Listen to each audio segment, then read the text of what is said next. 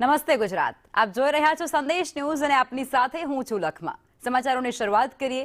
મહત્વપૂર્ણ સમાચાર। પીએમ મોદી આજે સોમનાથમાં વિવિધ કાર્યક્રમોની અંદર ઉપસ્થિત રહેવાના છે, પોતાની હાજરી નોંધાવવાના છે। સવારે 9:45 કલાકે સોમનાથમાં તેમના દ્વારા યાત્રા પણ નીકાળાશે, જેમાં પીએમ નરેન્દ્ર મોદી શૌર્ય યાત્રાનો પ્રારંભ કરાવશે। 10 અને 15 કલાકે સોમનાથ મંદિરમાં તેઓ પૂજા અર્ચના અને ભગવાનની ઉપાસના કરશે। આ સાથે જ સવારે 11 વાગે સ્વાભિમાન પર્વની જાહેર સભાને પણ તેઓ સંબોધિત કરવાના છે। જાહેર સભાને વડાપ્રધાન નરેન્દ્ર મોદી સંબોધવાના છે, જેમાં અઢળક લોકો ઉપસ્થિત રહે તેવી સંભાવના પણ વ્યક્ત કરાય છે। બપોરે 12 વાગે સોમનાથથી રાજકોટ જવા માટે તેઓ રવાના થશે।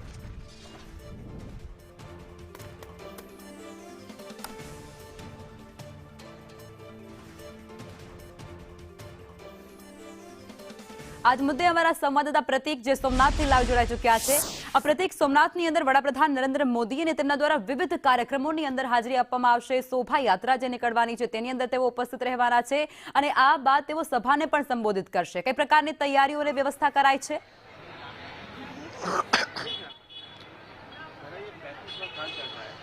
लखमा सोमनाथमां स्वाभिमान पर्वनी उजवणी थई रही छे ने स्वाभिमान पर्वनी उजवणीमां आजे पीएम नरेंद्र मोदीनो सोमनाथमां बीजो दिवस है। बीजा दिवसनी जो बात करवामां आवे तो समग्र मंदिर परिसरने स्वाभिमान पर्वना कारणे फूलोथी शणगारवामां आव्युं छे, रोशनीथी शणगारवामां आव्युं छे। समग्र सोमनाथ परिसर छे ते भक्तिमय माहोलमां जोवा मळी रह्यो छे। मोटी संख्यामां श्रद्धाळुओ महादेवना दर्शन करवा माटे अहींया आव्या छे अने साथे ज अलग अलग स्टेजो बनाववामां आवे छे के स्टेज उपर सांस्कृतिक कार्यक्रमो छे ते करवामां आवशे। साथे ज जो वात करवामां आवे तो पीएम नरेंद्र मोदी द्वारा आज एक शौर्य यात्राનું પણ આયોજન કરવામાં આવ્યું છે, જેની અંદર સોમનાથ મંદિરને બચાવવા માટે જે શૌર્ય ગાથાઓ છે તે શૌર્ય ગાથાઓ માટે એક યાત્રા કાઢવામાં આવશે, જેમાં શંખ સર્કલથી લઈને વીર હમીરજીના સ્ટેચ્યુ સુધી આ યાત્રા કાઢવામાં આવશે। 108 અશ્વો આ યાત્રામાં જોડાશે, કારણ કે અશ્વોનું શૌર્ય સાથેનો એક અનેરો નાતો રહ્યો છે અને આ જ કારણથી આ શૌર્ય યાત્રામાં અશ્વોને સામેલ કરવામાં આવશે। આ યાત્રા પૂર્ણ થયા બાદ પીએમ નરેન્દ્ર મોદી સોમનાથ મંદિરની અંદર દર્શન કરશે અને ત્યારબાદ તેઓ પૂજન કરશે। પૂજન કર્યા બાદ સીધા જ તેમની એક જાહેર સભા સ્વાભિમાન પર્વ નિમિત્તે આયોજન કરવામાં આવ્યું છે, જેની અંદર મોટી સંખ્યામાં શ્રદ્ધાળુઓ ઉમટશે તેવી શક્યતાઓ જોવાઈ રહી છે। આ કાર્યક્રમ પૂર્ણ કર્યા બાદ પીએમ નરેન્દ્ર મોદી સીધા જ રાજકોટ જવા રવાના થશે, પરંતુ આજે 3 દિવસનો કાર્યક્રમ છે સ્વાભિમાન પર્વનો। 72 કલાકનો અખંડ ઓમકાર જાપ છે તે સોમનાથ મંદિરની અંદર કરવામાં આવી રહ્યા છે, એટલે સ્વાભિમાન પર્વ છે તેની ઉજવણી રંગે સંગે થઈ રહી છે અને સોમનાથ સમગ્ર પરિસર છે તે ભક્તિમય માહોલમાં લીન થઈ ગયું છે। પ્રતીક, જ્યારે વડાપ્રધાન મોદી પોતે આવતા હોય છે તેને જોવા માટે, તેમનું અભિવાદન ઝીલવા માટે અસંખ્ય જે લોકો હોય છે તે પણ આવતા હોય છે, તો લોકોને લઈને કઈ પ્રકારની તૈયારી કરવામાં આવી છે? પોલીસનો બંદોબસ્ત કઈ રીતે ગોઠવવામાં આવ્યો છે તેના વિશે શું વિગતો?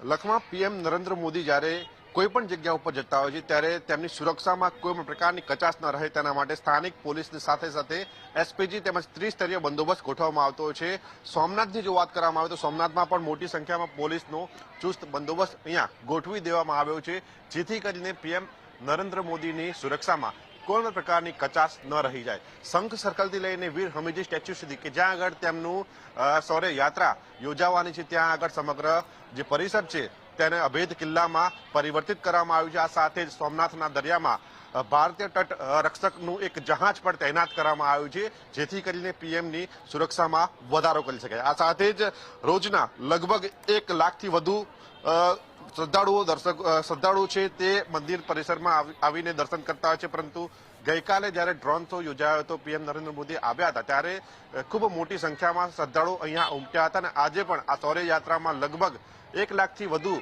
શ્રદ્ધાળુઓ ભાગ લેશે અને આ શૌર્ય યાત્રામાં ઉપસ્થિત રહે તેવી શક્યતાઓ જોવાઈ રહી છે। શૌર્ય યાત્રા બાદ છે તેમનું એક જાહેર સભા થવાની છે। આ જાહેર સભામાં પણ લગભગ 1.5 લાખથી વધુ જેટલી જનમેદની ઉમટે તેવી શક્યતાઓ વર્તાઈ રહી છે, કારણ કે પીએમ નરેન્દ્ર મોદી આ જનસભામાં સંબોધન પણ કરવાના છે, જેથી કરીને મોટી સંખ્યામાં શ્રદ્ધાળુઓ છે તે પીએમને સાંભળવા માટે ઉમટે તેવી શક્યતાઓ દેખાઈ રહી છે।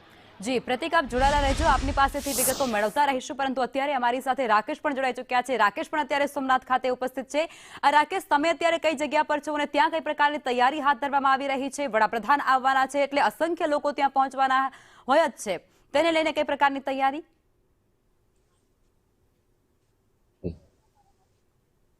લખમાં ચોક્કસથી સોમનાથમાં જે ઐતિહાસિક સ્વાભિમાન પર્વની ઉજવણી થઈ રહી છે અને લોકોમાં અનેરો ઉત્સાહ છે. ગુજરાતના અનેક જિલ્લાઓમાંથી લોકો અહીં સોમનાથ ખાતે પધારી રહ્યા છે અને એક અનેરો ઉત્સાહ અને ઉમંગ જોવા મળી રહ્યું છે. કેટલાક જે લોકો આવ્યા છે તે સંદેશ ન્યૂઝ સાથે જોડ્યા છે. આપ ક્યાંથી આવ્યા છો બેન? દ્વારકા. ક્યાં આવ્યા છો? શું કામ આવ્યા છે? મોદીજીને સાંભળવા. કેવું લાગે છે આયા? અસલ મજા આવે છે. બેન તમે શું કહેશો?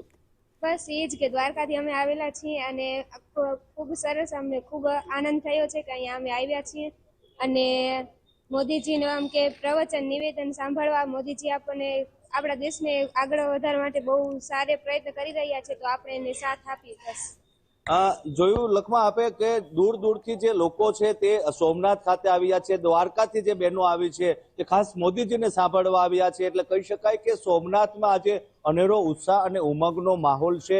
દૂર દૂરથી લોકો અહીં ખાસ મોદીજીને સાંભળવા માટે આવી રહ્યા છે. ખાસ કરીને 10 વાગે જે મોદીજીનો રોડ શો, જે શૌર્ય યાત્રાના રૂપમાં રોડ શો થશે, તેમાં પણ જંગી મેદની ઉમટી પડશે અને જે જાહેર સભા યોજાનાર છે, જાહેર સભામાં પણ 1 લાખથી વધુ જનમેદની ઉમટવાની જે શક્યતાઓ છે. એટલે કહી શકાય કે સોમનાથ મંદિરના અને પ્રભાસ પાટણના ઇતિહાસમાં આજે પ્રથમવાર એવું બનશે કે લાખોની મેદની હશે અને પ્રધાનમંત્રી જેને સંબોધતા હશે.